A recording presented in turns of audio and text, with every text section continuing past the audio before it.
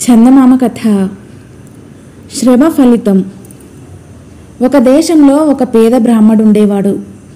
ఆయనకు ఒక చిన్న ఇల్లు, చిన్న పెరడు తప్ప ఇంకేమీ లేదు. అందుచేత ఆయన రోజు బయటికి వెళ్ళి భిక్షాటన చేసేవాడు. తనకు తన భార్యకు సరిపడినంత బియ్యం దొరకగానే తృప్తి చెంది ఇంటికి తిరిగి వచ్చేవాడు. భార్య ఆ బియ్యం వండేది. పెరట్లో ఏదైనా కూర కాయ కాస్తే దానితో ఇద్దరూ భోజనం చేసేవారు. కాలక్రమాన బ్రాహ్మడు పెద్దవాడైపోయాడు.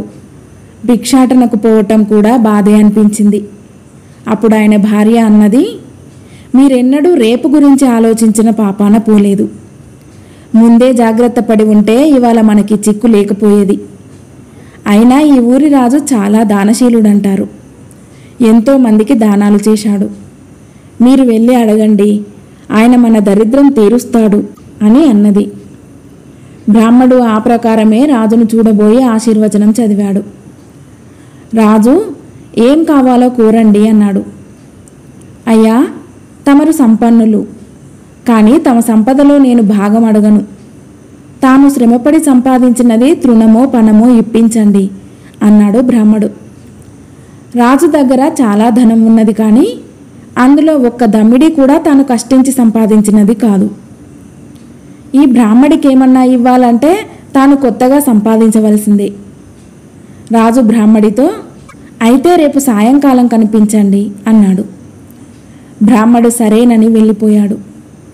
మర్నాడు ఉదయమే రాజు మాసిన బట్టలు కట్టుకొని కూలివాడిలాగా బయలుదేరాడు. ఆయన అలా కొద్ది దూరం వెళ్ళేసరికి వీధిలో ఒక కుమ్మరి కుండలు చేయబోతున్నాడు. అయ్యా, నాకేమైనా పని ఇవ్వగలరా అని రాజు కుమ్మరిని అడిగాడు.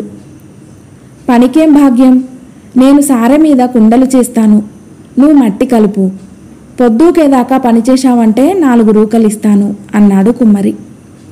రాజు సరేనన్నాడు. కానీ ఆయనకు పని సరిగా చేత కాలేదు. మట్టి తొక్కుతుంటే ఆయన కాళ్లకు చాలా బాధ కలిగింది. శరీరం అతి త్వరలోనే అలసిపోయింది. ఇదంతా గమనిస్తున్న కుమ్మరి, నీ వల్ల కూలి పని ఏమవుతుంది, పద పద, మాట అన్నాను కనుక ఇస్తున్నాను, ఇవిగో రూకలు, మళ్ళీ ఎన్నడూ కూలి చేస్తానని రాకు అని మందలించి రాజును పంపేశాడు. రమ్మన్న ప్రకారం బ్రాహ్మడు సాయంకాలం రాజును చూడవచ్చాడు.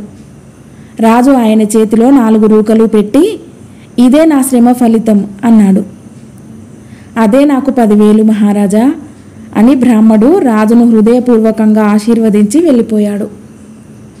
తన భర్త రాజుగారి వద్ద నుంచి బహుమతులు ఎన్ని బల్ల మీద తోలించుకు వస్తాడో అని ఎదురు చూస్తున్న బ్రాహ్మడి భార్య తన భర్త వట్టి చేతులతో రావటం చూసి, ఏమండి, ఏమైంది, రాజు మళ్ళీ వాయిదా వేశాడా అని అడిగింది.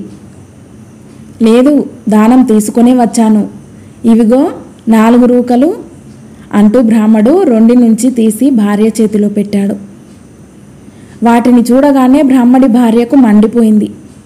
కాశీ వెళ్ళి కొంగయ్యక తెచ్చినట్టు రాజుగారి దగ్గర కూడా ఈ యాయవారం డబ్బులేనా తెచ్చేది అంటూ ఆమె ఆ 4 రూకలు పెరట్లోకి విసిరివేసింది.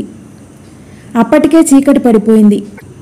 అందుచేత బ్రాహ్మడు వాటి కోసం మర్నాడు తెల్లవారి వెతుకుదామనుకున్నాడు. మర్నాడు ఎంత వెతికినా ఆ రూకలు దొరకలేదు. కానీ 4 అపూర్వమైన చిన్న మొక్కలు మాత్రం కనిపించాయి. చూస్తుండగానే ఆ 4 మొక్కలు అందంగా ఏపుగా పెరిగాయి.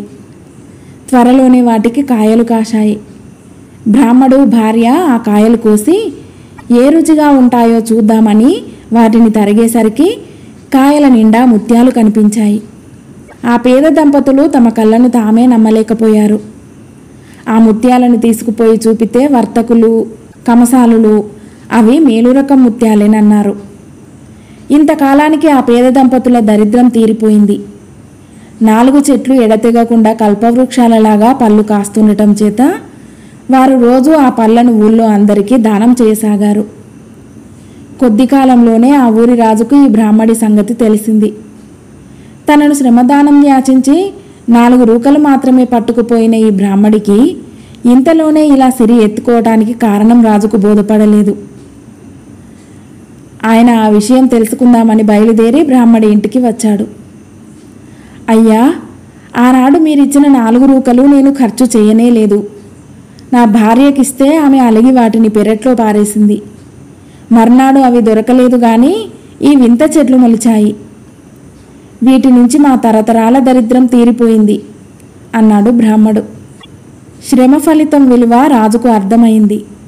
ఆనాటి నుంచి తానే కాక తన ప్రజలంతా శ్రమ ఫలితంపై జీవించాలని రాజు శాసనం చేశాడు. కథ సమాప్తం.